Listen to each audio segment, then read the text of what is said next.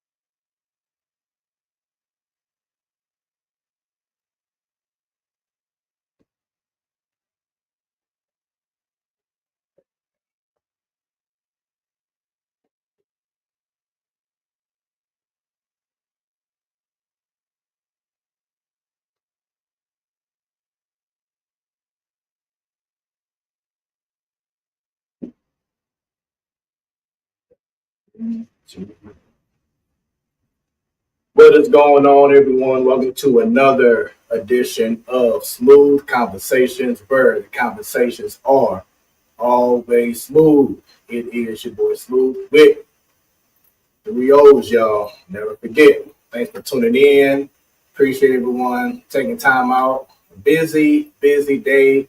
You know, I'm a sports head. I have my own sports talk show, the platform sports talk show, and you can't see it right now, but I have a whole lot of sports shown on my on my monitor because we got March Madness on the way. So if you see some little reactions throughout the show, hey, charge it to my head, not my heart, because I'm a sports fanatic. But for those who are watching for the first time, thank you very much.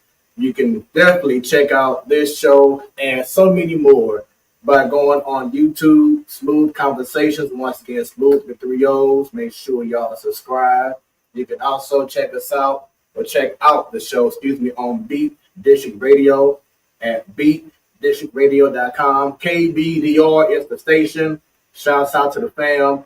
Unfortunately, I just found out that due to some technical issues, can't go live on their site at this moment, but this show will be re-airing on Beat District Radio very soon. So I apologize for the difficulties there. But once again, go ahead and go ahead, subscribe, and leave comments. Share with your friends because this show is going to be another amazing conversation. For those who may not be aware, this show isn't just about, it's not an interview. It generally is a conversation because I want to be able to tap into the person that, we're dealing with. You know what I'm saying? You see this person on stage or on TV, online, or whatever it is, but you don't know the backstory. You don't get into the root and see the journey. And that's what this show is all about. So I look forward to it. So once again, like, subscribe, share with your people, and let's have a amazing time on Smoooth Conversations, where the conversations are always smooth. So tonight, special guest, y'all saw the promo. At the end of the day, it's like, what does the man not do really? But he's a composer. He's a DJ. he does it all. He's a man of so many talents. He has so many skills as I do, but he's on a whole different level, and he just has so much respect for what he does for his craft, his love of music, his love of performance. And I look forward to talking about that and so much more with the one, the only Lamar Harris. Come on around, brother. Check out the flyness, y'all. The man just y'all know how you come in, right? Y'all know how the man come in. What's going on, brother? Thanks for having me. Glad to be here. Man, as I said before, it's a pleasure, an honor to have you come to the TSC, the Psalmist Experience, and be on the show, man. Definitely honor. Thanks for having me. I appreciate it. Yeah, most definitely. He had a little pre-show talk, and he was flexible, trying to work things out, with me, changing dates and everything. But some people would have been like, I'm too big for all that. I gotta have it, No, you were like, thumbs up, cool. But I came here just to say go, Mr. MIB. Z-O-U. Y'all know what it is. Yeah, most definitely. And as I brought up earlier in regards to just a promo for you, I just want to say, from someone who loves an experience, I have to give a shout out and a kudos to you for all that you do by just being yourself. And I think that's what really sells everything that you do, because it's very unique. I haven't seen a lot of people do it outside of you. And just a shout out and a salute to everything that you have brought to the St. Louis scene.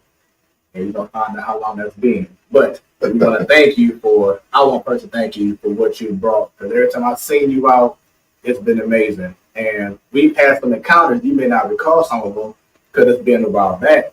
But I've been DJing for almost 20 years. And one of my first upcoming, first starting out gigs, as I was still getting fresh into DJing the scene, it was the venue is closed now, but it's right across the street from not Blueberry, but it's on Delmore.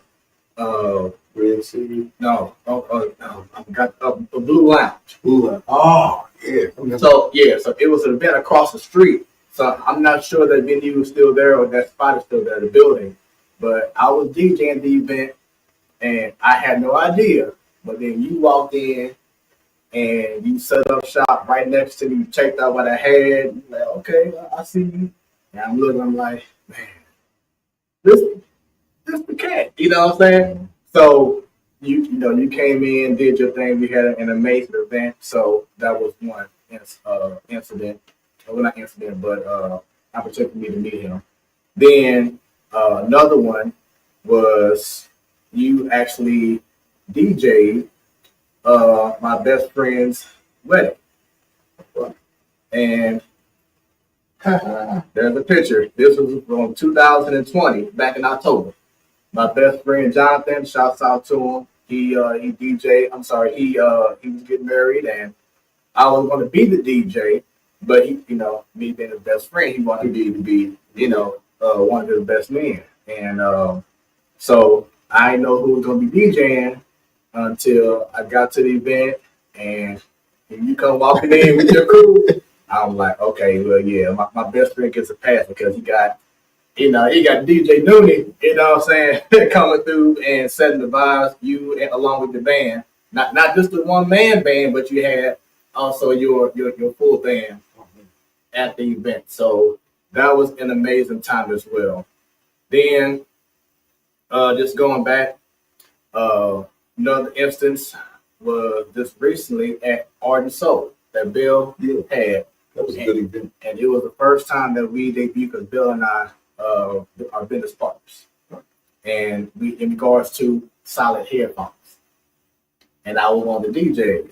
And I saw you grabbed your head. I gave you a headset, and you were just in your own zone, in your own world, and you just vibed. Yeah, I was just happy to be there. Sometimes you just want to just, enjoy yourself. You don't necessarily have to go all out of town all the time. You just want to be able to go to a nice event, be able to just see what everybody's got cooking and enjoy it. I enjoyed all three of you all.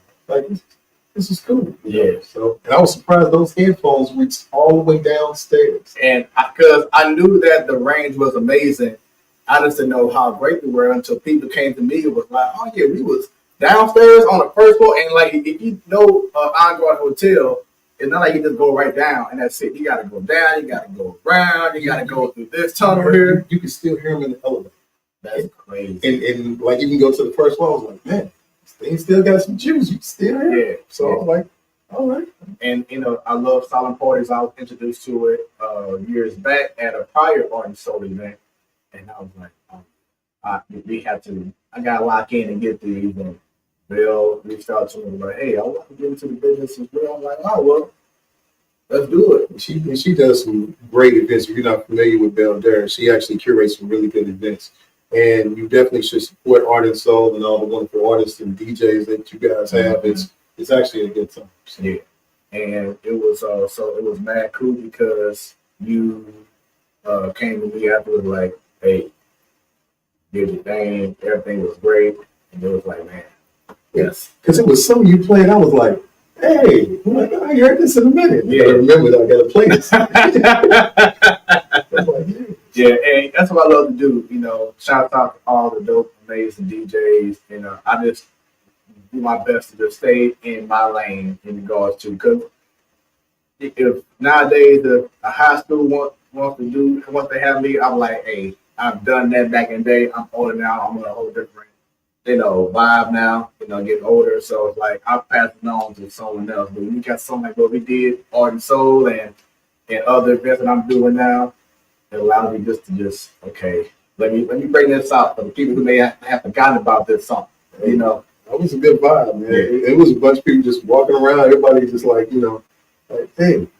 So, and we were told that was the highlight, was the solid headphones. It was just a different experience of vibing and being able to have 3 different DJs, holding things down too. So it's cool. Yeah, it was definitely a vibe. So just glad to be able to hold that down, and many more to come. So with that being said, going back to you being you and your style, what captivated you to say, what, I'm gonna do this differently in regards to DJing?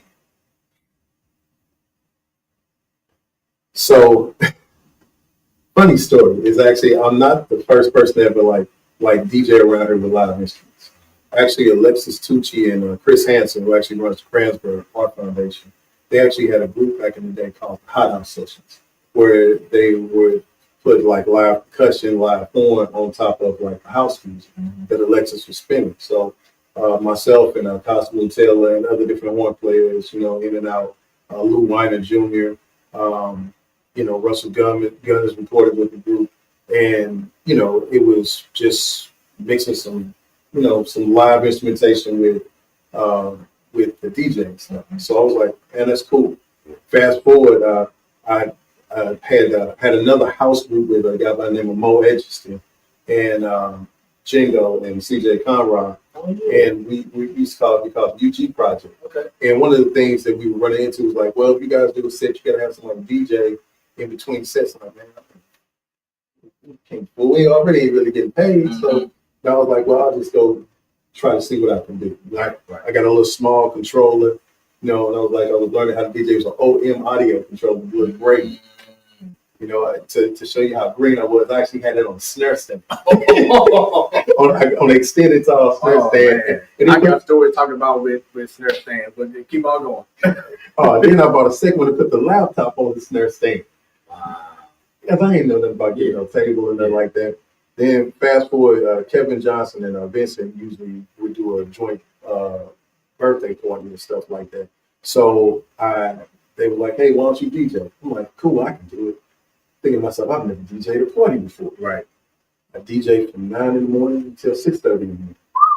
I don't think I've been that nervous in a long time in my life, as an adult.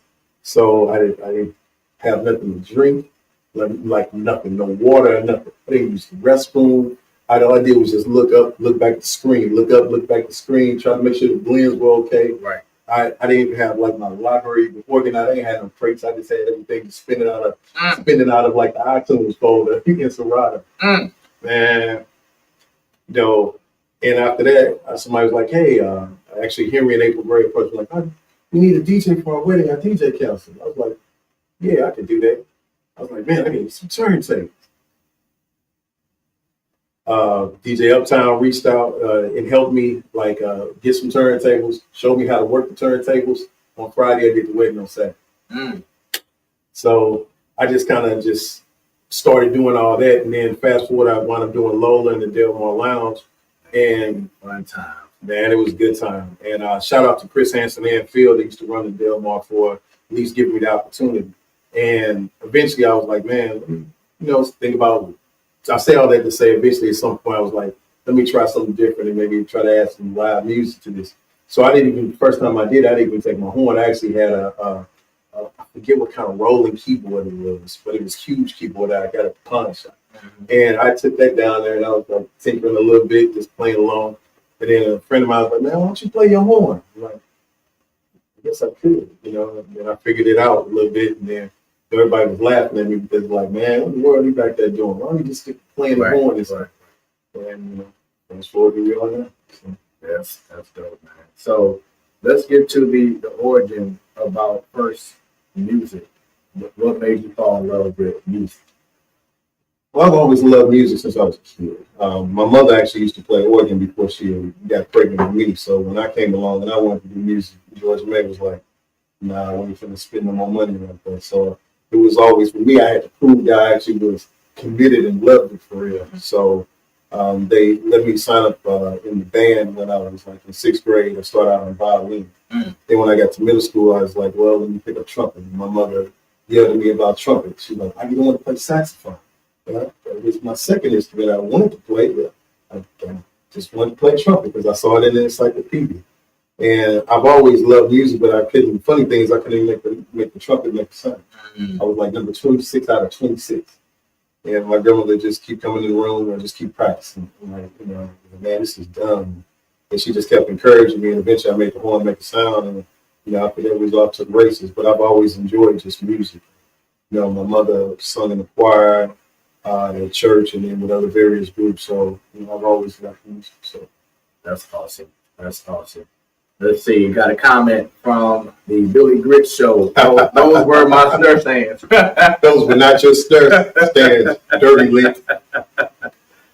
And please feel free to share this stream once again with people, so you can have more people tuned in and leaving comments and sharing stories and whatever you want to do. As long as I approve of it, it will be shown on the screen. So let's keep them lights going, get them shares going, because we want to see more comments like this throughout the entire conversation.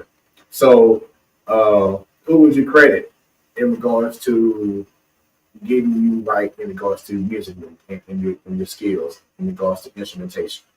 You can't credit one person, man. It's like you have to go all the way back to elementary school with Daniel Boviker, Mr. Rayburn, and junior high with Mr. Wygan, Miss Wilcott, and high school with Robert Bolges, Joe Wygan, Thomas Green, Mr. Dwayne Buds, people even like Bill Jeffries from the Jazz Edge. If I'd have never played in the Jazz Edge, then Bill Jeffries would have never came and got me off the marching band field when I was in high school. I never would have met Robert Edwards or met Tommy Moore or met Victor Reef or met Don Cook. I never would have really learned about band. Then we get to college. I had great college professors from Nathaniel Brickens on trombone, Marshall Spence, Mr. Pickard, my trumpet teacher, and people just kept investing into me, and you learn stuff over time. So every interaction has had a purpose. So even Billy Grits, his brother, is actually the legendary son of Star Child.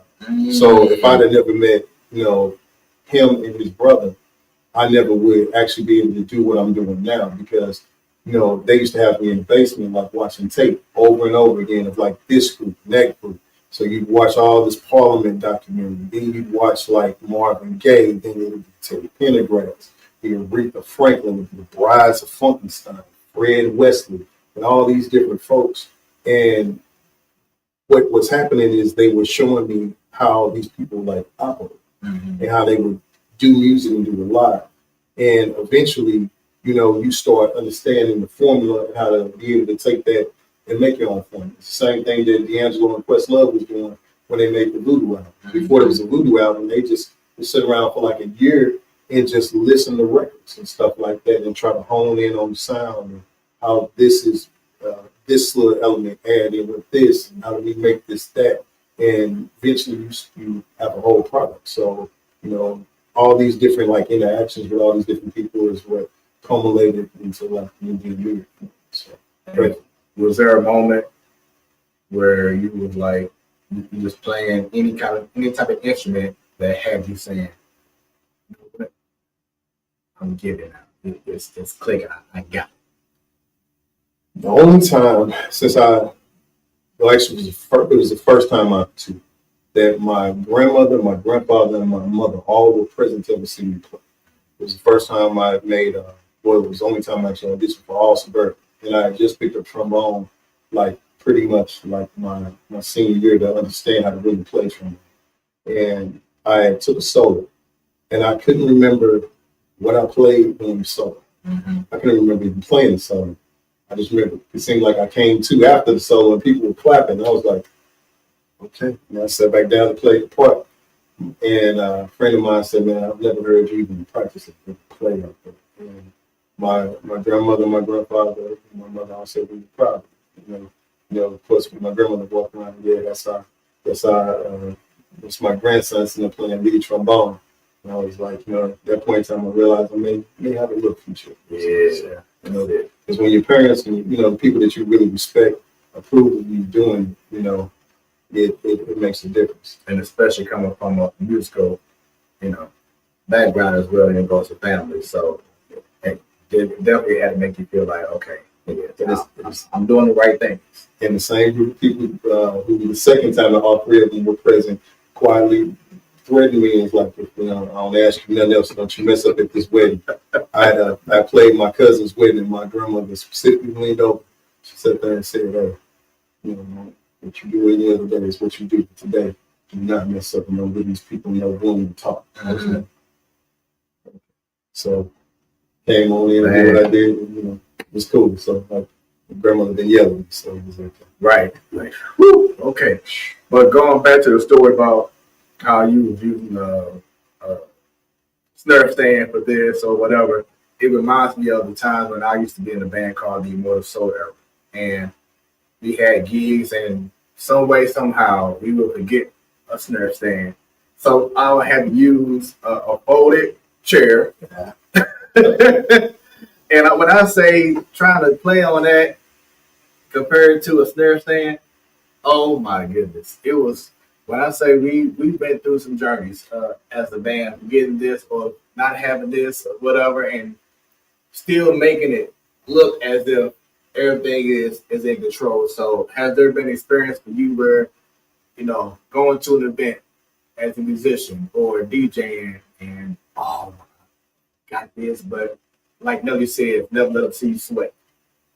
Talk about those instances that you've had. You talking about this forgetting the laptop and we gotta like go all the way home. Man. That's why I bought the controller I have so I can at least keep flash drives in there just in case. Right. But you know, even speaking of drummers, I remember the first time I used to play at Solomon's Temple. You know, a lot of times when Bishop Holloway would go around and tour, he would you know, and speaking of the churches, you know, the band would go with him. There was one instance where James Jr. for some reason left his hardware card. So it was like I almost didn't believe it until I saw it, but he over there getting it. He had still kicking the pedal. He took 2 boxes and set the snare on, and somehow he lifted the snare up just enough so the snares would wrap. I don't know what in the world he was doing for a hi-hat. All I know is the hi-hats were closed.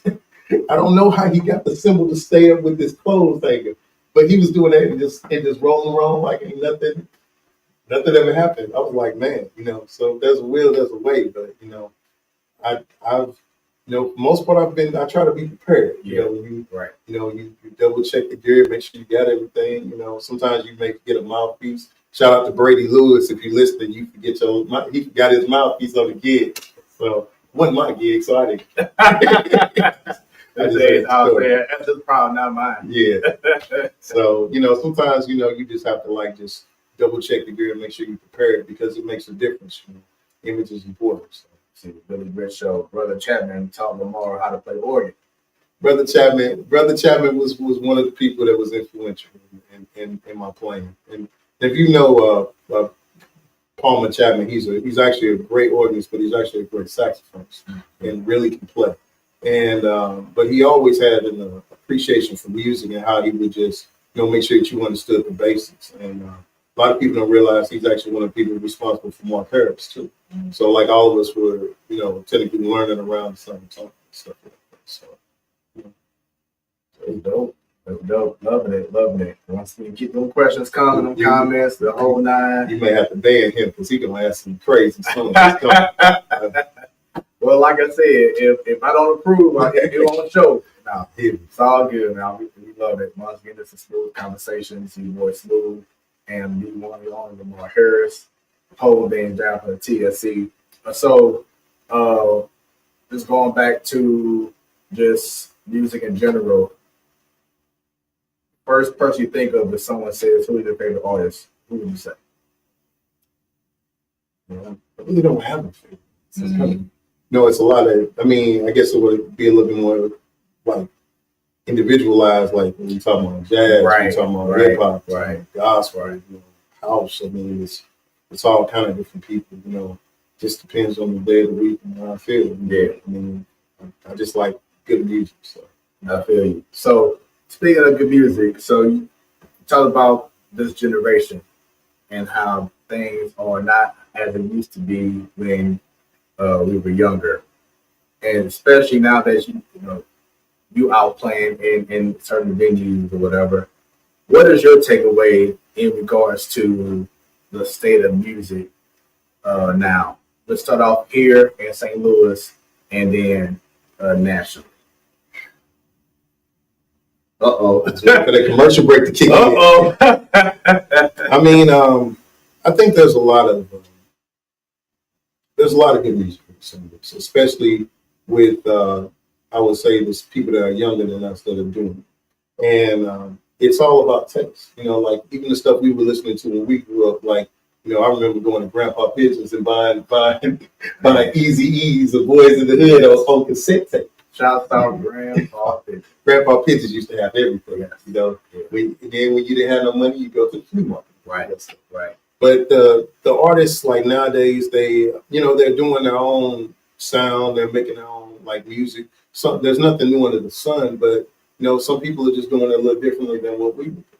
And it's the same thing even when DJing. Like when most DJs started, still like 2 records on the turntable. Now it's the controller. Some people it's only just a laptop. Some people can also now just do it off the phone. So I think it's just subject to, what you're just into. I try not to like knock people because they do stuff different.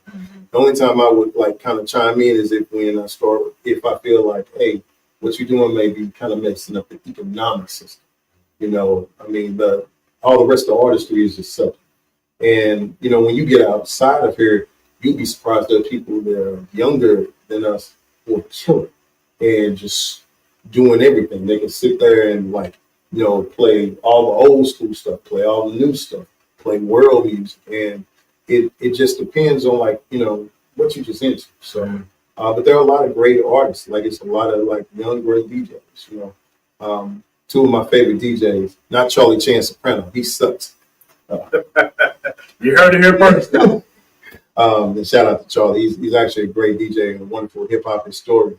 But 2 of my favorite DJs I've been listening to around here is Pretty Dope Mike and then Anansi. Them brothers dope.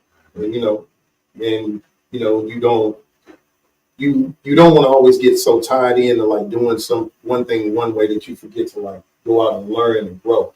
You watch cats and how they mix and seeing how fast that they're doing, and you try to learn from them just like people would want to learn from you. So I mean, I think there's a lot of great things that happen. We have a lot of great female DJs. There's a lot of great female DJs in the world. I forget the sister's name, but she's online.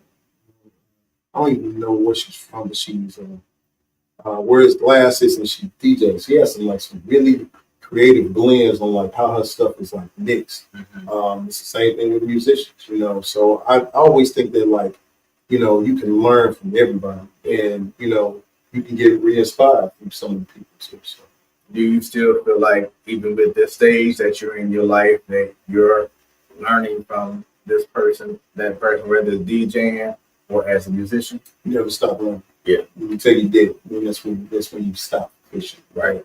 Other than that, you can always pick up something because there's always different ways of using stuff, different ways of doing technology, different way of using social media, different way of playing something more effectively, different way of blending the styles together. So it's a it's a forever going thing. You just don't really just stop at one thing. So you know, I still learn from a lot of people, and I try to go out and study and catch a lot of people.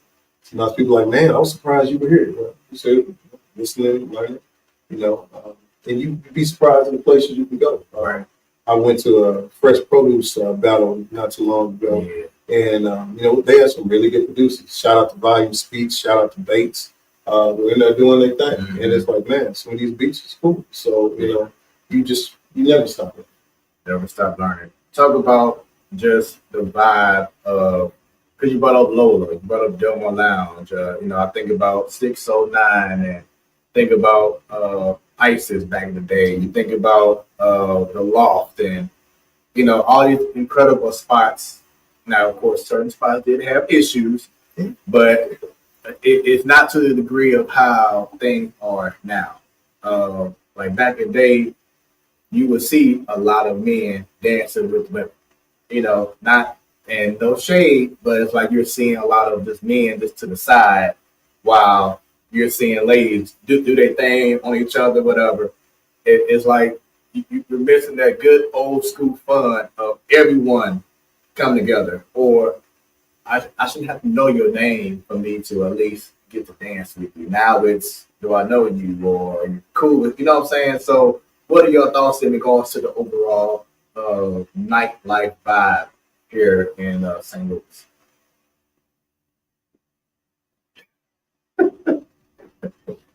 We ain't time for a commercial break. Stay tuned, y'all. He'll get that question right after this. No. I mean, it's different. Yeah, it is. And like, you know, I think Goody Mob said it best. They don't dance. But it's depends on where you are. You know, sometimes you can be in some certain spaces and you can get people to move. You know, sometimes you can get people to put the phone down. You know, like you go to Chicago, it's a whole nother different type of vibe. Go to New York, depending on where you are in New York, whole nother different type of vibe. Go overseas to Europe, certain places, you know, be in Croatia, and they in the council just giving. Nobody has a phone. Everybody's just there for the moment. So I think around here sometimes I think everybody's just trying to search for a vibe. And sometimes you have those pockets of parties where people will party, and sometimes you have those where it's like, you know, then you know when you see people dancing, they got the phone in their hand, so they just shoot a TikTok or a reel or something like that. So, you know, and that's just the time we live in. But I just feel like if you give as an entertainer, if you can keep giving good energy out to the people, and you can keep figuring out ways to just like let people just vibe and just get them to dial in to what you're doing, eventually the room will kind of move a little bit. I mean, I've done parties where it's sometimes, you know, you feel like, man, the room ain't into me, where actually when the case, the room is tight. Right. You know, you get a certain age, you know, folks out here trying to dance, they done twerk all day. Exactly. You know, and somebody like Charlie Chan Soprano knows that I'm coming on after him with a live band, and him and Rashadism will just sit there and just run the crowd ragged for about 2 hours. Then he'll sit there and go on the mic and talk. Then everybody like, well, we tired. Right. Because his knees don't work the Right. same. Be a whole workout, and now, okay, here comes DJ Nooney, Lamar Harris, and then everyone like, oh man. Don't worry. But I got my revenge back at that full season. So I'm like, no, I ain't close now. I'm gonna go in the middle. And I do want to bring this up because it was an amazing turnout. Shout out to Marvin Mitchell, Morgan Casey, but like the Valentine event, Yeah, you know, with Tank. Like I said, it was like an amazing turnout. My life when I was there. But I personally felt that as great as you were, and others, like we said before, the whole they don't dance no more vibe. It was more so of a everyone is it's like a spectacle. And like I said, I'm a huge sports fan, so I'll use a basketball analogy. There has been times where LeBron James on the Lakers, even sometimes when he was with the Cavaliers, where he'll have the ball and his teammates are just standing around doing nothing, not making any movements to make the offense better. Everyone just staying put and just watching one person do his thing. That's what I felt from that event. Is yes, the talent was there, the music was live, but it's like everyone is just there unless it's the line dance song. Everyone else is just like But also, in defense of the room, I think that was a lot of people's first time ever singing. Some of the crowd they never like saw me. They were like, "Oh, band, okay. Oh, DJ in the band, okay, cool. Oh, DJ's picked up a horn. Oh, wow, okay. This is interesting. Let me investigate." And then if again, every now and then I'll look up and just glance and check the room out and go back down, and I'll catch some stuff out the side of my eye. Anytime I picked up a horn and we played some stuff, people would they'll get the phone out and they'll just do their little TikTok dance and they'll try to get it in the shot. And sometimes it's people just taking in the experience. So, but it's again, sometimes it's like pulling teeth. Sometimes you don't know if the room is feeling it. Sometimes you don't know if the room isn't feeling it. But the older I get, I kind of just get to a point where it's like, it's a choice. You either want to journey with us to the happy place or you don't. And if that's fine, we wish you well along with you. and as a performer, are there times where, like you said before, you may notice the crowd not really doing this, doing that? Are there times that you have audible, like, hey, so we're doing this, let's do this instead, or do you just stick with the script? Well, there's no script to begin with. So, it's just pretty much like, I just go by the vibe. And a lot of times I get to a party and I'll just look around especially if there's like somebody on before me, and I'll just see what the room is doing. And sometimes you can just feel the energy of the room. Sometimes the energy is just right. Sometimes there is no energy except for whatever we get ready to put out. So you just have to just kind of be flexible and keep, I call it just dialing in and searching for the frequency. When you find the frequency that everybody's in, and sometimes it may be a frequency you never would ever expect. I remember we did a tongue and groove. This was last year at the Ritz, and the song that's crazy enough that tore up the whole floor. That I saw the people had the phone out the most. You never would believe it in the You brought the sun sound, the DJ spin version, house version. As soon as I heard that, you made my, everybody knew it. And get it because the sun was shining. I look around and every woman had their phone out just trying to, get the video because it just it was just a right time, right moment. So, you have other times where it's like, okay, the wobble has been the highlight. You have other times where sometimes, you may play like some UGK, A-Ball NJG, and, they'll just dial in with you. I remember one time I did an event, and this was the week that Kendra's album just came out. And I started with this classical fugue, and I let it play for 2 minutes. And the room was just kind of looking like, what's going on? Yeah, because it was just weird. Then the next thing you know, yesterday, about that. And then after that, oh, God, you murder. And it's like the room just immediately dialed in. So, but I had an idea of when I, again, just walking around the room, paying attention, kind of getting the vibe. You just know what to dial in. Sometimes it's a search. So, what do you feel St. Louis is missing or needs to bring back in regards to just entertainment, nightlife? That's a loaded question. I know. I think personally for me, everything just has its moment in time. So the way it used to be, for us, it ain't gonna be like that for everybody else. That's after us sometimes. It'll just be different. We can't go back to when the Red Sea was open and we always used to be down there. You can't go back to High Point every Monday and sit up in there partying like that. There's only gonna be one Lola, and there's only one Backroom Beats, And now there's the handlebar that's popping. Now you have a Atomic Cowboy popping on certain things. So it's always different for each generation. I just think that as you get older, you just have to make sure you find the tribe and your frequency that you want to vibe. Right. You know, so I don't think there's anything necessarily to bring back. I just think people sometimes you just gotta grow, and that's all you can do. Speaking of which, because I think we about to subject on the pre-show, but talk about the effect that COVID had on you in regards to gigs and music, everything. So I mean, I was raised by two people in a household where I count my mother three. You know, they just knew how to make everything just work. So during COVID, I kind of pivoted a little bit. And I kind of got more into like, well, if you can't go out, you know, what are we gonna do? You know, some people going live and stuff like that. Okay, you know, maybe I get a camera. So eventually, one camera turned into one camera and lights, and one camera and lights can turn into a green screen.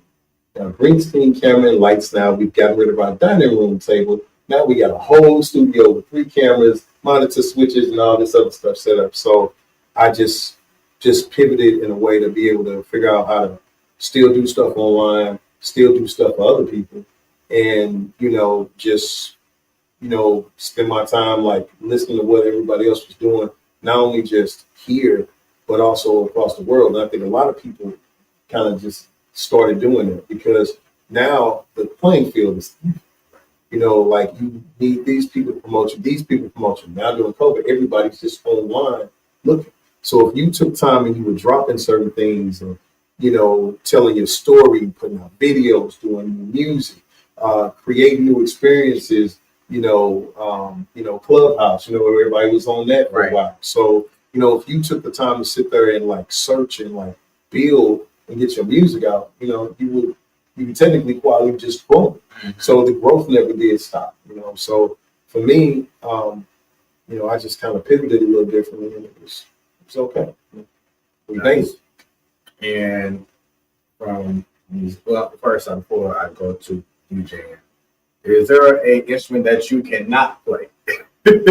I mean, I took like when you're a music major, they make you like learn how to play everything. And being a band director, you have to know how to teach the stuff. So I can play everything, but playing is subject to what? Like I'm not going to pick up the flute and sound like Ron Burgundy. So, but like I like playing brass instruments, and I love producing. I always love string instruments. So you may hear that a lot of times in my work, but I just try to stay in my little lane. Right. And as you were learning, are you someone that's more of a visionary, like, oh, I got to see this, or you just have that ear, or was it about reading notes, seeing the notes? Both.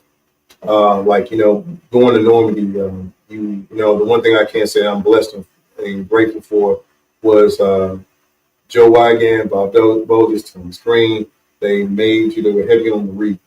When it came to the improv and the jazz stuff, like between playing with the jazz edge and then playing with church in college, that's how I learned how to be able to, be a little bit more free with my playing. But I can read. Somebody asked, like, can you read music? I'm a big fan with like 24 people. When you see all the sheet music, you see me looking at the sheet music. Yeah, I can read it. I'm not the greatest reader. Yeah, I read okay. But that's why, you train yourself. Like I play with a band called the Genesis Jazz Project. I've been playing with them for when I thought about it, I was like, yeah, I've been playing with this band for almost 20 years. But same thing with the trumpet section that's been there longest before I even got there. So, but it's a band where you can work on your reading. Also, band killing.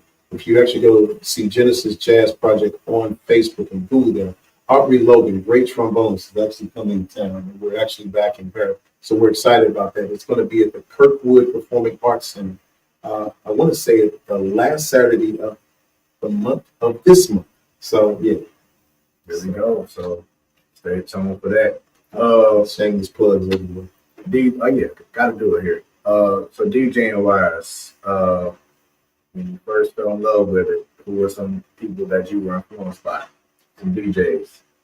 So funny story. Actually, my first DJ gig quietly was when I was in sixth grade. Mm. You know, we used to have we had a school dance, and nobody had any like record player but me. And that when I mean record player, it wasn't even turntable. Right. It was the old Sears and Roebuck record player that was up there. Yep. Then it had the dual cassette. Yep. There was the Beastie Boy record. There was a tape, a mixtape I recorded off of Magic 108.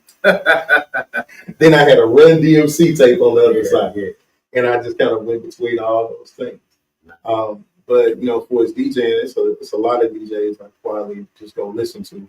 But I always just go to different parts of the country. So like I usually will sneak up to New York and just go around to like a lot of different places and try to listen to as many people as I can. Same thing with like going to Chicago and going to like Memphis, going down to Florida. And if you want to spin in some of these markets, you got to know what to play in some of these markets. I remember I got my tail handed to me in Florida by some high schools. Mm-hmm. Because I'm thinking like they like into like, you know, the Miami house type stuff. They more so into the B-more stuff. And kid kept pulling. I was like, hey, what are y'all into? Pull it up. So I'm like, just tap it in. I just download, throw it on another laptop, download. So that's how I started building my.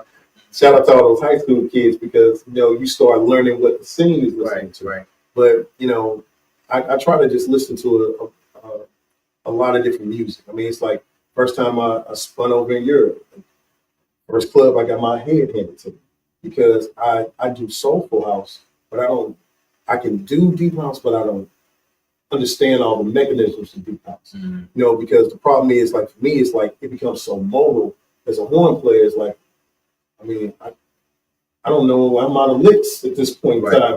Like, what else do I play over this? So when you start kind of like listening to other DJs and sitting through their set, you just start picking up different ideas, different ways to do stuff. But it's important to study. You know, if you don't study and see what's going on, like not only in the past but also here and now in various locations, there's no way you're gonna grow. Mm-hmm. I feel you in that. And you brought up something that's pretty amazing: the opportunity to travel abroad. Talk about that feeling and how different it is playing home or playing in the States compared to being overseas. During this particular time, the first time I ever went to Europe, I was dealing with some other personal stuff. And I remember like, you know, when I was like in the airport, I was like, man, you know, it was cool. Plane take off, I'm like a little kid looking out the window quietly crying. Because I'm like, man, like I'm actually really going to go over this water and go to Europe. It's like, this is kind of cool. But when you get there, it's just like, man, you know, it's a different vibe in different countries. And, you know, most of the DJs, pretty much every DJ I met was just cool. They invited me to this, invited me to that. You know, my first day there, I picked up a gig. And I was like, oh, yeah. And, you know, it taught me again how to be prepared a little different because somebody messed around and lost not only his flash drives, the SD card too that had the music on there. So I had no credits. And silly me didn't think to like throw everything in the digital Dropbox so I could get to it. Mm-hmm. So shout out to DJ Epic that sent me a bunch of music, and the rest of the stuff I just kept quickly downloading. So, you know, but it was cool. But again, you get to see how people react. Some of the stuff that we party to, you know, they don't party to it. You know, everywhere you go, nobody's not always playing hip hop or top 40. Sometimes you just want to experience the music of the culture and stuff like that. You know, I just try to learn. You know, and it was fun. My first gig, I was actually on this rooftop of this restaurant, mm-hmm. And you know, they were like, "Hey, keep the volume down." I'm like, "Cool." And so when I turned like behind me, there's an alleyway. So I would literally, like when I played my horn, I would play it towards the alley. And you know, I look down, it's like one person looking up. You know, I go back, change the tune, let it play. Turn around again and play. I look down. There's about 40 some people standing around in the alley, just quietly looking at what we play. And it kind of like stayed like that the whole time. So it was like, man, this is crazy. And then the lady came up to me. She's like, "Can you stop turning to the alleyway? We want to see you a little bit." So I'm trying to straggle the alleyway and play to the people and stuff. which was cool. So but nobody had seen nothing like that. That was a little different for over there. So I'm blessed and grateful that I actually did have an experience. And that's what I want to ask you too is what made you want to incorporate being a one man band while DJing? Just trying to find my voice, and that's just I'm not a scratcher and stuff like that. Like I don't do all the super cutting. Like I can scratch a little bit, So Henry Grace say they're doing them baby scratches, right? Yeah. But I'm more of a good selector, and I can blend good ideas. But the foreign stuff is just in me, like I'm used to it. So it's nothing for me to just pick up an instrument. Somebody like, oh, how often do you plan on doing it? It's just sometimes it's just natural. I just do it. So. You got a comment from DJ Fred D. Brother Chapman inspired so many. He did. Shout out to DJ Fred D. Those of you all that used to go to Saints back in the day. Oh, yeah. I didn't realize that was Fred. I'm like, that's a young Fred. Like, he's breaking all kind of labor laws. What's he doing in this joke? But he's a great DJ. And I remember one time, I forget where we was, and I had him like rent a sound system from him. He was checking the sound system. This man puts on, like I had some Jimi Hendrix. Then he takes some stretches through my crate and then drops in way overwhelmed. Like those are two different BPMs, like total. Yeah. And this man is just like rolling with it like it ain't nothing. Wow. So, but that's what kind of DJ he is. He's like I call him a DJ's DJ. He's very good at what he does. So, and that's the one thing about St. Louis. St. Louis has some very great DJs. Mm-hmm. And I think sometimes people take that stuff for granted. Like you got the DJ from Run DMC from here. You got Trackstar, who's from here. You also have other DJs who ran New York, such as DJ Cut.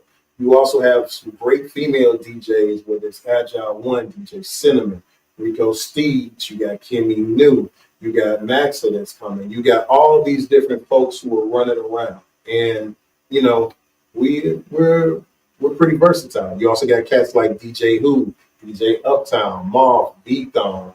You also got Boogie Coleon. I mean, it just becomes endless. Biko. You also got Rim. There's a lot of different DJs. You got house DJs, DJ AJ, you got Stu, you got John Cobb, you got J-Mo who does the Sofrito. I mean, we have a good melting pot of DJs that if you put us up against most of the people in this country, we will give folks a run for their money. So I agree with that. Which leads me to this question here. Something I love to ask our guests, because we live in St. Louis. It's a lot of that crab in the barrel mentality. Talk about from your experiences, your point of view, collaboration versus competition. So, commercial break. I mean, that's just the way when it comes to the competition. That's just business or something. If you up for a wedding, I'm up for a wedding. It comes down to price, what we offering, what we willing to compromise, and it just is what it is and stuff like that. With what I do, there's very few people around here that do it. The only other person that would, kind of does something similar would be Scooter Brown. And he plays saxophone and DJs, and actually plays with Great Report. It's trade-offs. You ask who's the better musician, Scooter's the better musician. DJ wise, I may still quietly raise my flag up like I'm still like the better DJ and stuff like that. But it's okay with because at the end of the day, we go back and forth on a lot of stuff and learn from each other. A lot of the newest stuff he's playing, and some remix I've never heard, I go and try to find that stuff. But it's not a competition. It's more so like it's like kind of his own camaraderie, in its own sense. I mean, but it's the same thing like that with like Jamie. I mean, it's not competition. We just do what we do. Same thing with Reminisce. I mean, both of us can do the same party. I mean, you ask me who's the better DJ. I mean, I'm naturally gonna say Reminisce. Why? Because he's been doing it for me. And I used to, when we used to do Lola, I used to just be like, man, this dude is blazing through these records like fast. Right. Like how you like are you even like how do you know what to do? Because he's like and then on to the next one. Be like, dang, you know. But it's not a competition because again, you learn it and you know you have respect for people.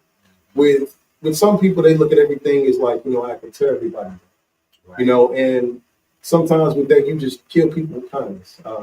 I I was at an event not too long ago, and you know folks in the room. A good amount of these people do not like me, can care less about me, and want to think whatever they want.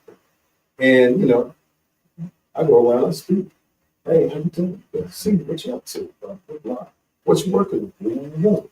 I already know how you feel, but you know, at the end of the day, you're not gonna stop my money. I'm not gonna stop your money. I don't have to say nothing bad about you. I really don't wish nobody no ill will or no harm. I want to see everybody right, and everybody excel. So, you know, I think at some point in time you have to decide if you're gonna contribute to the crab in the barrel mentality, or you're gonna sit there and you're gonna just uplift because what you put out is what you're gonna get in. So if you don't show no kindness, no love, and just try to just be peaceful as best you can, be respectful, and sometimes people have alternative motives, and those things manifest, Right.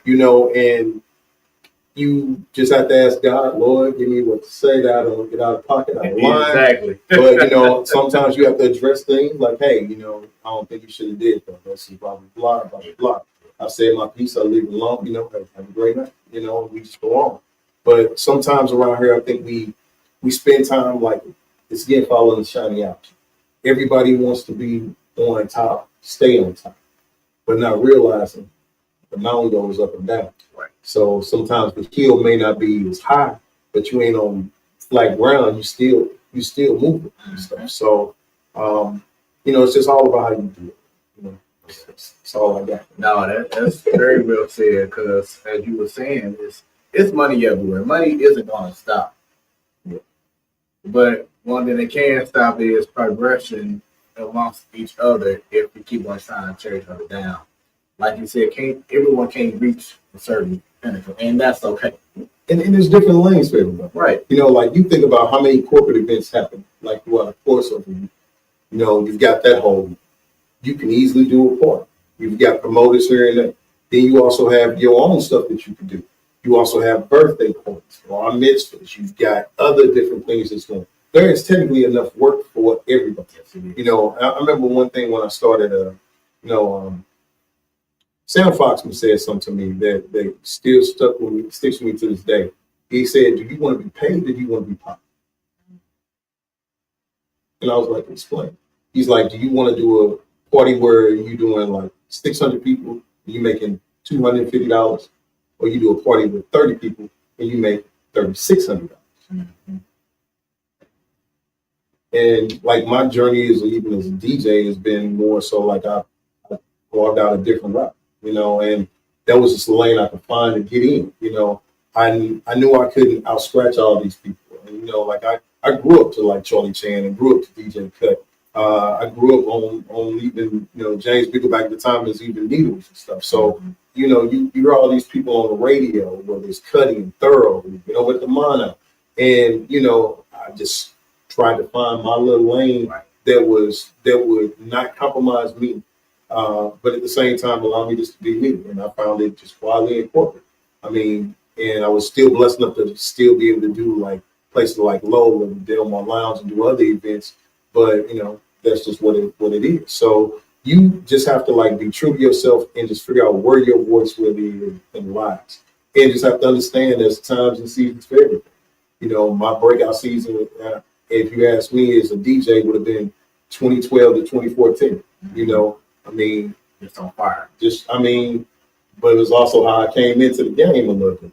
Even though I was doing like Lola and Delmar Lounge, people know Lamar Harris, but nobody DJ who.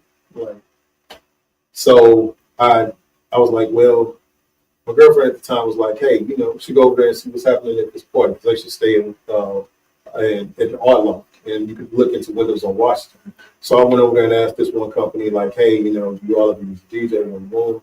She's like, well, we never thought about it. I'm like, well, maybe my management would sponsor me, So get a call about 3-4 weeks later. I was wondering if the management would sponsor you. Let me see. I'll get back to you by the end of the day. thinking to myself, I'm gonna do it anyway. Now, do I sacrifice this rent money to make this happen? Because I have to rent a sound system and do what I got to do, and that's what I did. So I didn't pay rent. I was late on my rent, but the one thing about doing this one particular party, it was a fashion party for a fashion magazine. What's the one thing that said at fashion events? That event, I wind up in like 3 different magazines. So people were now looking for me like, hey, who's this guy? One. Saw him at blah, blah, I'd love to see him. And, hey, how much do you cost? Oh, not too much. I'll put you in touch with my manager, Yeah. And then you start finding your own lane and your voice. But, you have to be able to also be willing to invest into what you do. A lot of times I feel like, and this is artists across the board, I think we're looking for this handout. The venue needs to do this. The venue needs to give me that. This organization got money. They supposed to be blah, blah, blah. Did you read that organization's mission statement? They provide places for you to play. They necessarily don't provide to pay you to play. If they do that, that's actually like a love offering bonus. Then sometimes artists don't be concerned if the venue even make money. That's not my problem. That's their economics. Well, it actually is your economics. Because if the venue ain't making money on the night that you playing, but you want $2,000-$3,000, and the event is free, and the place still has to pay for power, electricity, pay for staff. You ain't trying to make sure there's people in there. The venue needs to promote. Well, they're paying you, so you should also promote. Because you want the venue to succeed, just like you want people to see you succeed. So I don't think a lot of times people pay attention to the situation and to be able to understand how the real business of a lot of this stuff operates.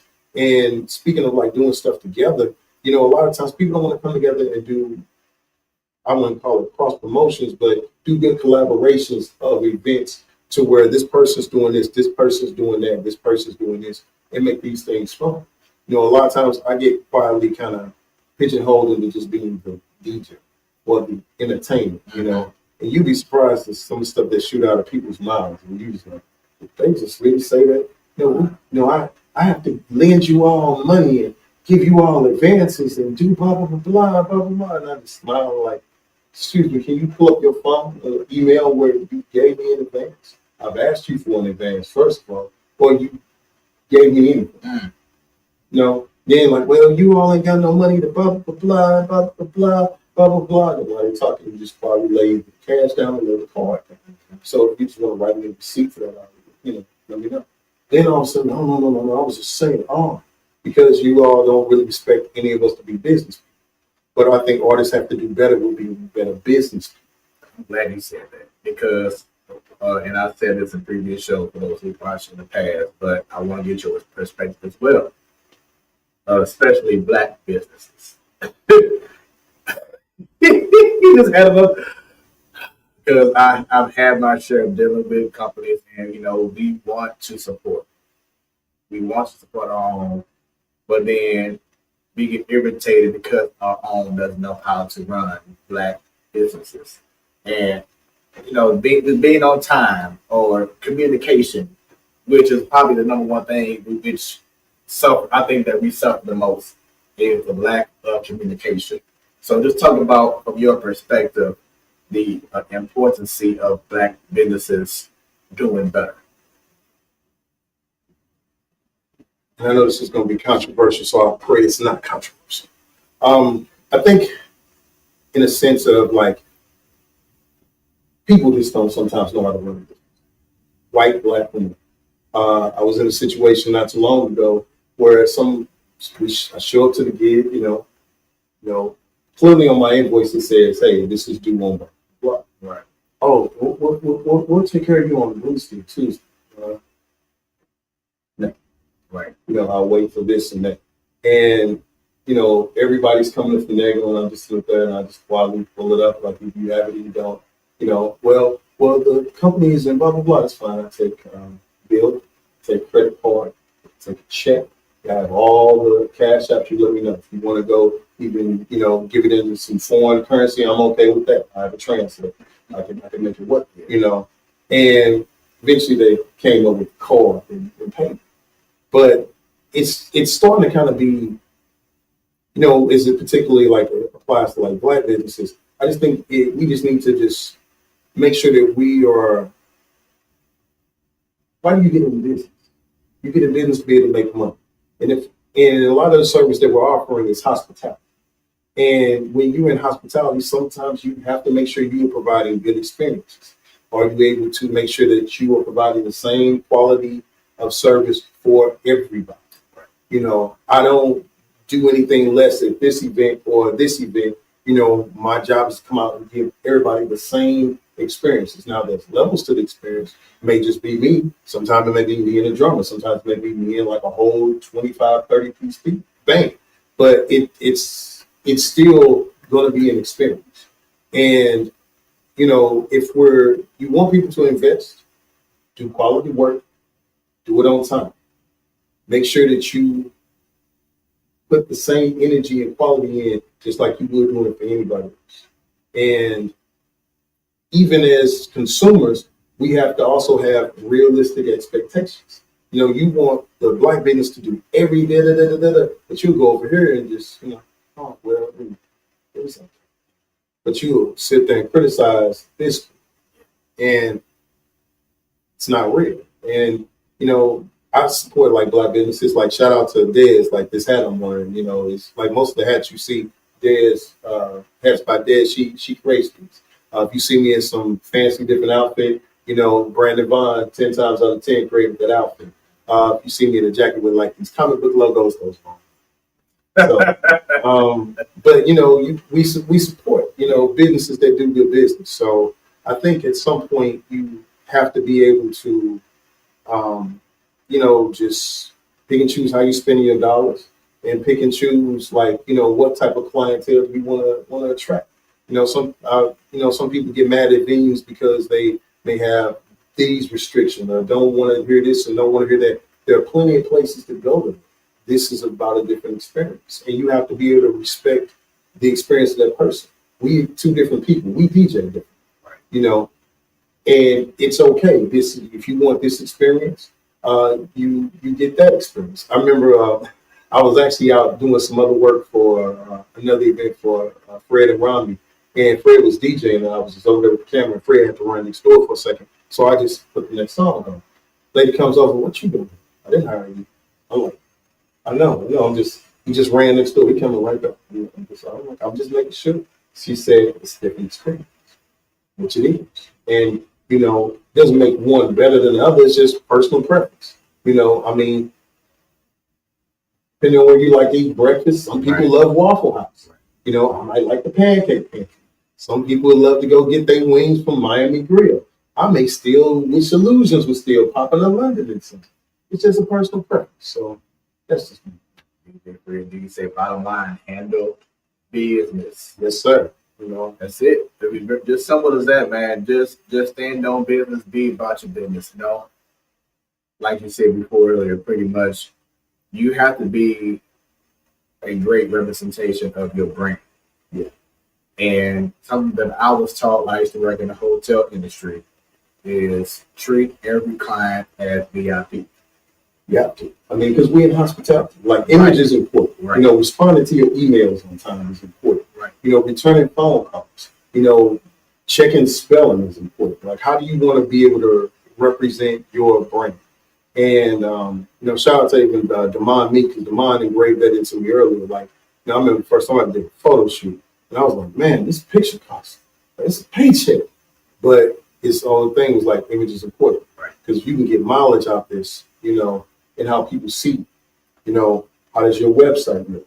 How's the customer service? Do you sit there and you show up on time?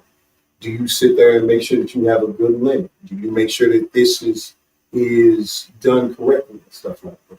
And sometimes people can kind of go overboard, and they I don't like that, blah, blah, blah, blah. So this is what we have. This is what we are. Certain things is amenable, certain things aren't. And, you just be nice and be courteous, you don't go off on nobody. Because at the end of the day, like it or not, we're providing services, hospitality. So, shouts out to Scooter Brown. Says free game. Right on, Nudie. Scooter Brown. Make sure you check him out too. And check him out on April the 5th at the Dark Room too. Talk about that feeling that you get when your peers or people who may not know you personally, they may come to you or to say, "Man, what you did that evening or for this event was so amazing and salute to you." How do you receive that? Man, I can't take no credit for that. That's God doing what God does. And like, if I said something that was encouraging, thank God you were saying it was helpful because at the end of the day, God still has to execute a move on it. So I can't take no credit for that. I'm just here hanging out, sharing the little stuff I can and, trying to make it like everybody else, I'm like, oh man, was you superstar? I'm like, sir, I'm not. I mean, I still pay taxes just like everybody else, I'm some situations you be like, Lord, if you don't help me in trouble. So, it you just thankful that you can be in the right place and in the right time. Paul and Hodge told me years ago, like every connection has a purpose. Right? It's either going to open the door, close the door, give confirmation on something, give reconsideration for something, but everything has a purpose. So just be mindful of what shoots out your mouth and mindful of what you share. Don't share a bunch of like misinformation. Don't share a bunch of like hate stuff. Just be intentional and be mindful of what you share. Because, sometimes some of the stuff you can do can send people more this way than that way. It's kind of like everybody want to be a preacher, and preach, but not realizing, you're held accountable for everything that shoot out your mouth because you either you saying what that says the Lord, So not being religious and everything, but that's No, just keeping it 100. That's what people need to see. Talk about that feeling of living, quote unquote, if you are at this time or have been, the American dream, where you realize that you didn't have to have a 9 to 5. some stuff ain't by purpose of design. You just wake up and this is just how it is. So it's been good at times. It's been with its challenges at times. That's just being an entrepreneur. Like it's a lot of times people get in, I'm an entrepreneur. Like okay, cool. You still got your day job? Yeah, I'm a full-time entrepreneur. So it just goes back to making good decisions and standing on business, like Fred was saying, and being able to make good business choices. And sometimes you bump your head. I haven't always been the greatest business person, but I've tried to like do better and improve in certain areas. Make sure I work on my relationships with people, making sure that I deliver what exactly I said I'm going to deliver. Sometimes, you may have to adjust some things, but, you have to do what you got to do. So when it comes to my dream ain't really like as an artist has never been like, I wouldn't say American. I mean, my dream is just like, to infinity and beyond, and there's no limits unless the limits I place on myself. So I try not to, have a lot of like,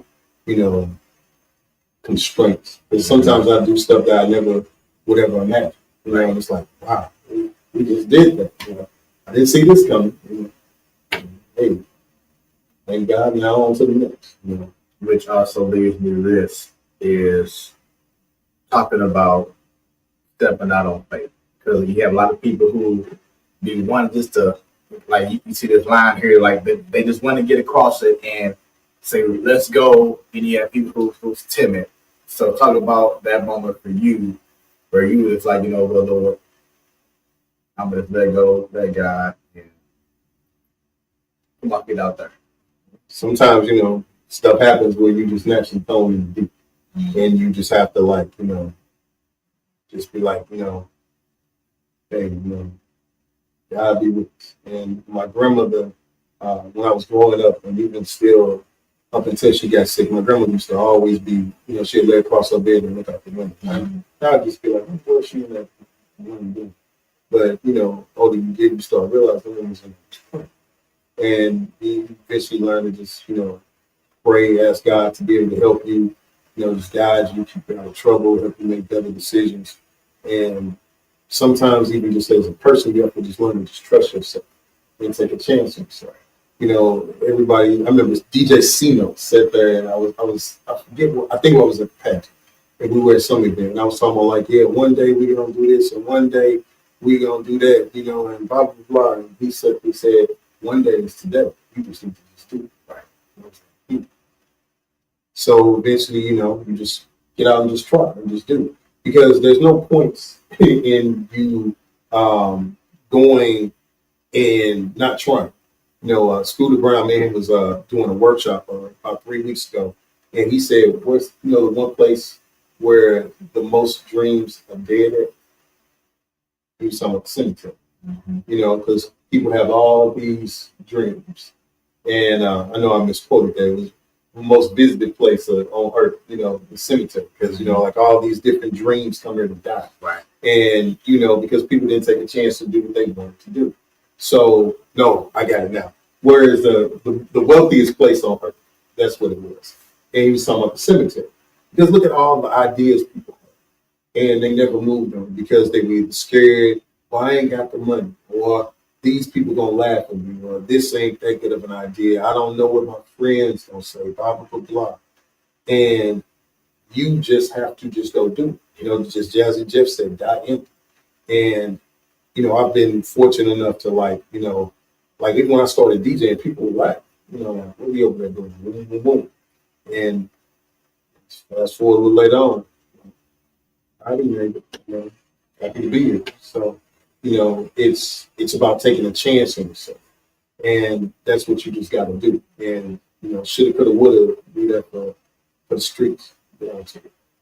How has being a musician, being a DJ, composer, band leader, affected your social life? Ah, I'll say this in a very Cliff Note answer. Be mindful of home and what's at home, who's at home, and what you're trying to.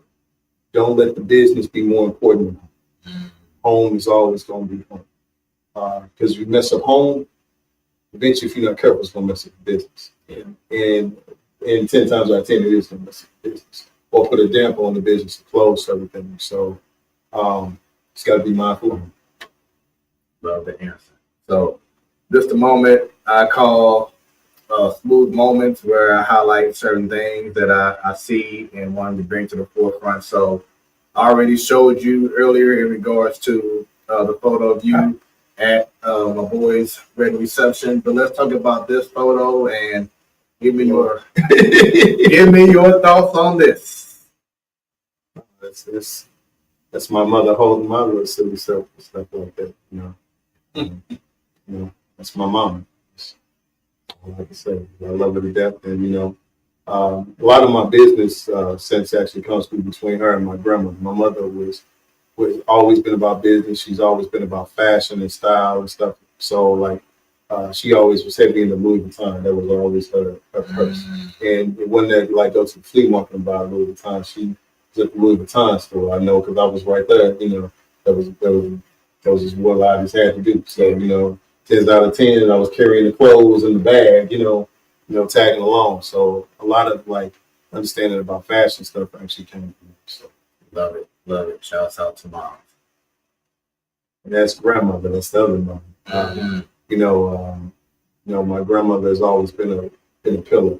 My big band is actually named after her, just like my cartoon character LJ is named after my mom. But my grandmother just has always been a woman that loved and protected her family. So Love it. And what would you tell this young boy, the man that you are now? What would you tell this young boy if you had the opportunity? pay attention to what comes out of their mouth. Meaning my grandmother and my mom, they telling me for you. Yeah, I feel that. It makes me think about the times where, when I was a youngster, my mom would say, take the trash out, do this, and I would, oh, why, now I get older, it's like I'm that same person, or because it was so instilled in me as a youngster, and I made sure I had to do it because I didn't want to get no whoopings, but it is still to me now, oh yeah, I'm taking the trash out. I don't need no one to tell me to do something, And the way that they would do certain things, like my grandmother had on the sixth grade education, but her and my grandfather always had, my grandfather had third grade education, but their credit score was always 800. They always had 2 cars and kept a certain amount of cash. Yeah. And my grandma just knew how to balance that stuff. So it's certain things that the elders would just do that they just knew how to make it work. So, and my wife, she can't stand it at times, but in regards to being not on time, because if you're on time, you're late. I was taught that from my late grandfather. If you're on time, you're late. I always would make sure that I was way in advance early because you just never know what's going to happen. Traffic or, you might forget something, whatever it is. So, like any gig that I'm doing, shouts out to my Smoooth Productions fams, to the selector and DJ Steve Jenks. But like, I make sure that any event that I'm doing, I'm probably 3 hours ahead of time because I just want to make sure that everything on my end is good to go. You go to a concert, you go to a baseball game. I don't want to get there right at the beginning of the pitch. I want to be able to get there and maybe sit in our own section, maybe by ourselves for a little minute until people start coming in because I like to enjoy just seeing everything coming to fruition. Concerts, sometimes I want to stay a little bit later. I don't want to just go right up so it's over with. I want to see sometimes them breaking down, setting up because I want to get to a certain level where I'm in that spot where you might be doing my stage. Right. You know what I'm saying? But it's stuff like that church, I want to make sure I'm there certain time. And then you just never know. And there goes the wifey. There she goes. Shout out to her. Love her. Thank you. And I always say this too, because this wouldn't be possible without her support. It's not easy for a woman to accept people who she may not know on a personal level to be here at the house. So for her to trust in me and believe in me and my vision, thank you, wifey, for your support. It will never be forgotten and always will be appreciated as well. But yeah, that's something that was instilled in me is no, don't be on time. Yeah. You know what I'm saying? And I always say, I be the best DJ, as you were saying. I have my certain lane. The one thing you're gonna know about Smoooth Productions is that we're gonna always be professional. That's bar none. We're gonna always. That's gonna be the standard. No matter what goes on, you're gonna know you can depend on Smoooth Productions. Because you're home. There it is. Because a lot of times people forget what you doing out in public. Actually, especially if you're married, that represents your significant other too. So yes, that is so crucial. It's like no matter where my wife goes, no matter where I go, if we're not in the same spot, I'm still representing us. And it took me a long time, to really understand it. That's why I say take care of the home. Home is more important than all this other stuff. The rest of this stuff can fade more, but you still got a place to come where there's peace that you can grow and there's love. Yeah, most definitely. So let's continue on here talking about this photo. Me and my mom. High school. Yeah, I had the part in my head. Yeah, at one point in time I had. Yeah, there it is. Proof that hair did exist on his head. Yeah. There we go. Yeah, I wasn't bald all the time. Hey, I would like that too. I had the waves. I used to call them waves for the babes. I used to have the curls for the girls. Texturized. I used to do all that. One thing I didn't really get to do, my mom didn't really want me to do it when I was younger, was have like straight braids.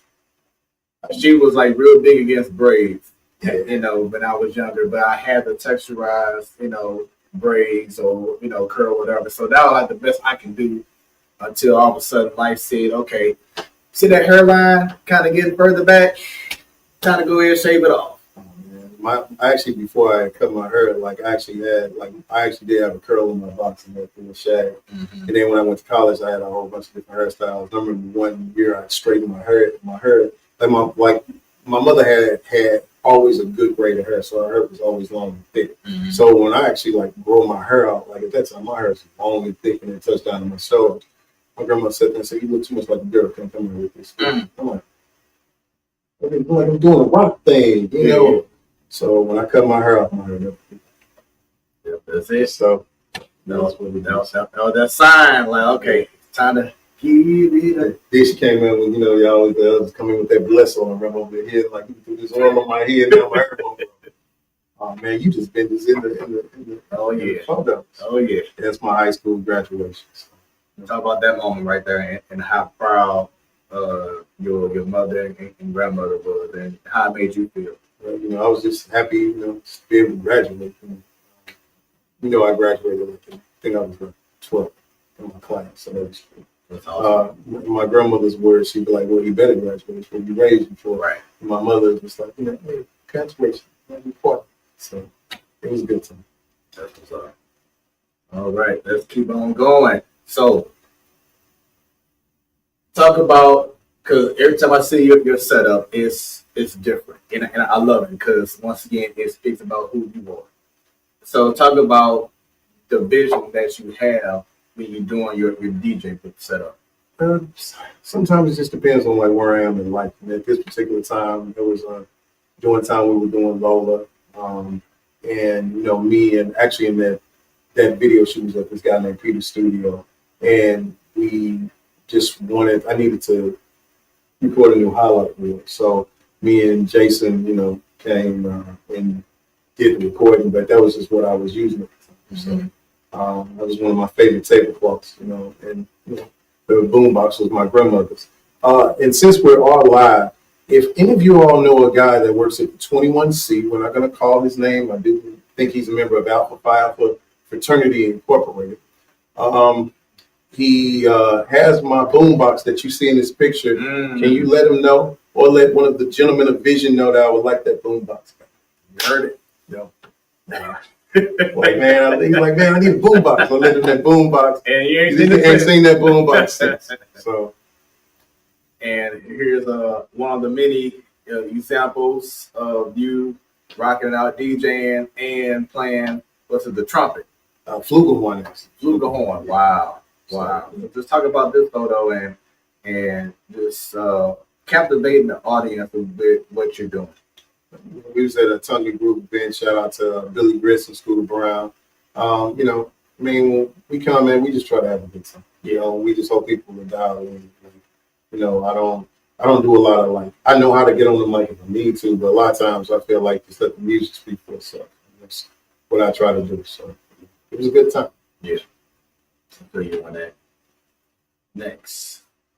So this style here, because you are a man with style. You came in, doing your thing, but this was like the futuristic Superman, villain, whatever. I'm sorry, superhero / villain kind of look. Talking about this look here. Do you know what villain that it actually is? Or is anti-hero is what I would call anti-hero.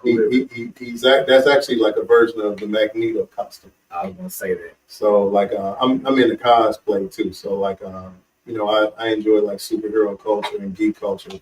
So I was just DJing at one of my places that I love to frequent, like Wizard Wagon, and I decided hey, let me just wear my outfit. So Marvel versus DC. Depends on what context. Like movies is it's kind of either or right now, but Marvel is kind of DC may come a little bit of here. Penguin series was really good. Animation, DC wins with the X-Men 97. Comic book is kind of a toss up, so but I like them both. All right. Milestone universe for real. Now this photo I thought was pretty amazing. I mean, now this is what you playing, but that's a tuba. The photo I think was taken by Vaughn Davis, a great videographer. If you need somebody to do your videography work or documentary stories, look up Davis Digital content and definitely give him a shout. But that was actually at the NHL All-Star weekend. So I actually opened for Alanis Morissette, which was kind of cool. And I was on the main stage in the middle. That's awesome. So how were you received? People enjoy it. People it's you have to be when you're doing corporate, you got to be versatile. Yeah. So I'm thankful and grateful that I can play for a variety of different movies. So it was a good time.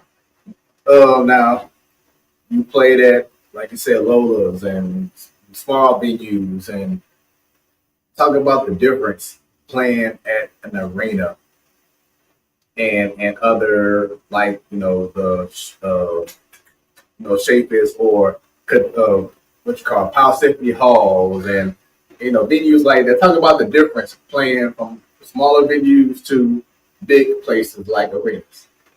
It also depends on, I think, like, are you headliner, background music, transitional music? Um, in this instance, I was the opener, so people were paying attention, people were dancing.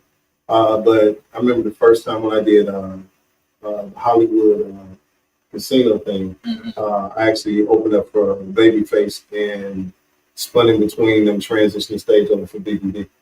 And some people were like, this is different. Like, oh, because sometimes people will have you, um, just kind of like you just there. Like I remember seeing Jazzy Jeff at Fox, and I'm like, man, why they treat Jazzy Jeff like he background music in between these right, these right. Like these we already know who this man like, is. Jazzy Jeff, Right.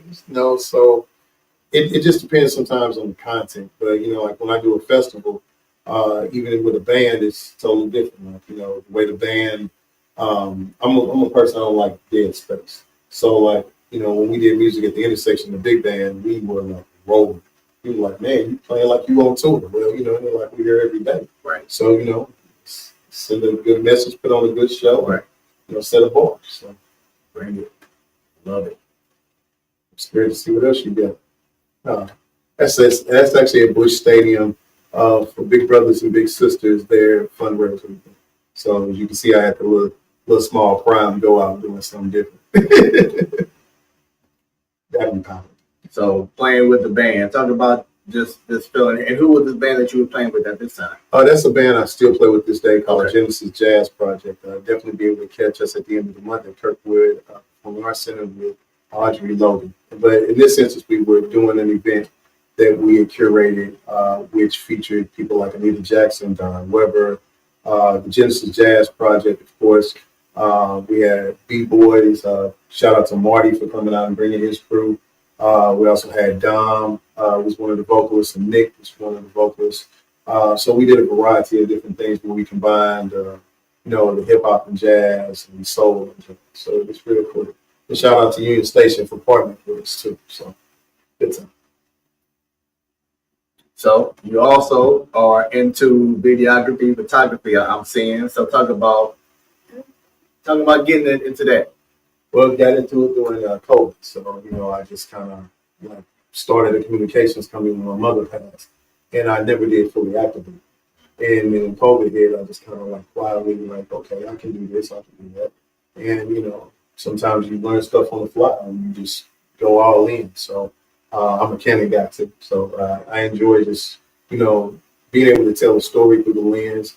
And when I first got into it, I had called a friend of mine to ask technical questions about a camera and like should I get this camera? And he sat there and said, hi.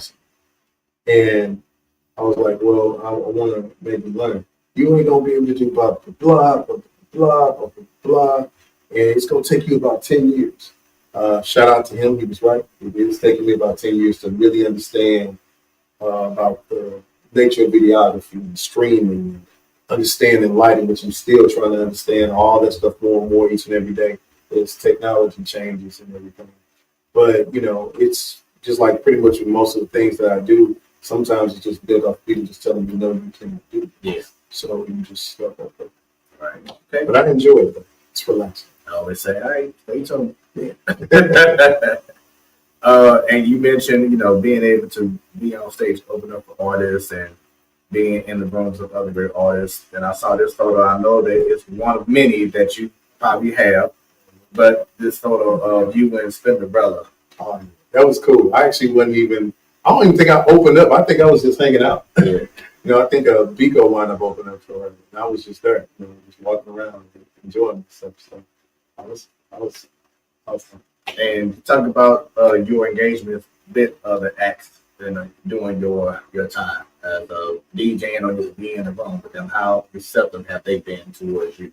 I mean, it's been a blessing. First of all, to even be in space. Yeah. I think one of my top, a lot of them. not fanboy, but one of the best things I ever did was actually there's no particular.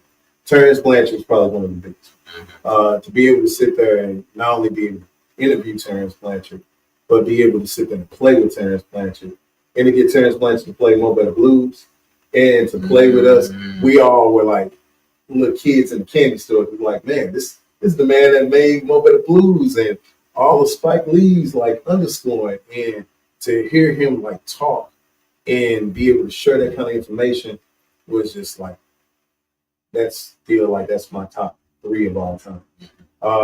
It was a pleasure playing with Sheila. I'm like, this is like, and they were looking like, you just seem like, nah, she like, just happy to be here. Right. At the time my grandmother was sick, but I was like, my brain was in 2 places. But at the same time, I was enjoying myself. Like, man, Sheila. So it's like, this ain't gonna happen again. Right. So I'm just happy to be here. One of the other great times was being able to talk to Fred West. Like, this is the man that played all the Parliament stuff and James Brown, and to hear him tell the story. And, I felt like playing with him. Another group I'm a part of called the St. Louis Low Brass Collective, we brought him in, and I just kind of just hosted. And I played a little bit. Every time I try to walk off, hey, Lamar, where you going? Like why you hazing me like this? So, but it was wonderful. And again, like, you got a bunch of grown folks, all of us like, it's Fred Wesley, he did house party, I remember Bill Jeffries out in the back dancing, getting it, it's like, man, it's like it was just good times. So, most recently we got a chance to, meaning like me and the Georgia May, got a chance to play at Metro Boomin's fundraiser. Okay. And that was a wonderful time, and we actually backed up. So with the courtesy of the black and white ball, right? Not the black and white ball. He performed at Metro. That's right. So it was cool. And then it was one thing I never think I'd never get the chance to do was like to ever like conduct members of the St. Louis Symphony. So we had the St. Louis Symphony strings and conducting them in the big band, and you back in our hometown artists. So we saw that coming. So that's amazing. That really is amazing. Shout out to Rodney and Fred for the opportunity. And last, I'm gonna give you the opportunity to do some more promo real quick and talk about this upcoming event. Oh, the abstract beat etiquette. Nobody's going to do that thing on April 5th, Saturday. After you go see Scooter Brown at the Dark Room first, then you slide on over to Sophie's and check me out. It's just me just going to be just doing a bunch of stuff I like to do. Like I love like house music. I love world music. I love funk. I love abstract stuff. I may play a little bit of hip hop, but if you're looking for like we can turn up playing all, but nothing to do, because it's a lot of good music that you can play. Yeah. So I'm just gonna stretch, So come, there's no cover. Don't cost you nothing to experience something different from one. So, but you pay that money at the Dark Room to go see Scooter Brown. There you go. And also, I think the day before that, check out Joe Vanderhayden. I think he'll be at Jazz St. Louis. And definitely check out, that's tonight. Check out Chanel Rihanna. She's playing tonight over at Local. So there we go. So a whole lot to check out. And it's been an honor to have you. It's been a great conversation. Just happy to be here. So yes, sir. And before we leave, 2 things. One, take away band director, composer, photographer, videographer, DJ. Who is Lamar Harris? Just a regular man existing in the world, trying to make it and stay out of trouble. So, and lastly, what are some advice that you want to give to people who are aspiring to get to the level of being a musician or a DJ or all those combined, and just get into their craft? Be you. Have a plan. And a plan may not get totally executed, but at least you have a plan, and write it down. And then just take chances, Sometimes I think we as artists, we talk ourselves out of opportunities, If you'd asked me, like, when I was, like, in high school, did I see myself as a DJ? No, I wouldn't DJ. Play home. You asked me, like, would you ever be a band director? Nah, I'm never going to be a band director. The whole band director. So you just take chances and bet on yourself and trust yourself. You make a mistake, that's cool. Learn from it, keep it moving, and do what you got to do. But just be true to yourself. So, Any special shout outs? um, shout out to everybody that tuned in. Shout out to everybody that definitely watched. Make sure you support this brother and support his show. It's not just enough to just like it. Be able to share it and tell people about it and just support. So with that being said, that is Smoooth Conversations. Thank you for tuning in. Once again, you can check out the show on YouTube, Smoooth Conversations, Smoooth with 3 O's. Go ahead and like, subscribe. Also listen in on Beat District Radio, KBDR is the station. Go to beatdistrictradio.com. They also have an app, Live 365. Put in Beat District Radio as a favorite pretty soon. Well, I'll go ahead and let them share it very soon when the time is right.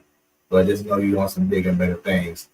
This episode will re-air on Beat District Radio. Unfortunately, due to some issues with some technical stuff, it couldn't be going on live tonight, but it will be re-aired. So stay tuned for that and so much more.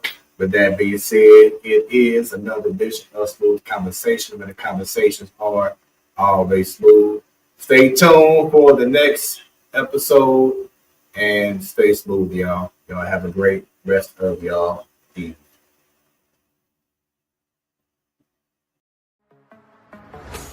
What you have just experienced was brought to you by Smoooth Productions. Until next time, stay tuned and stay smooth.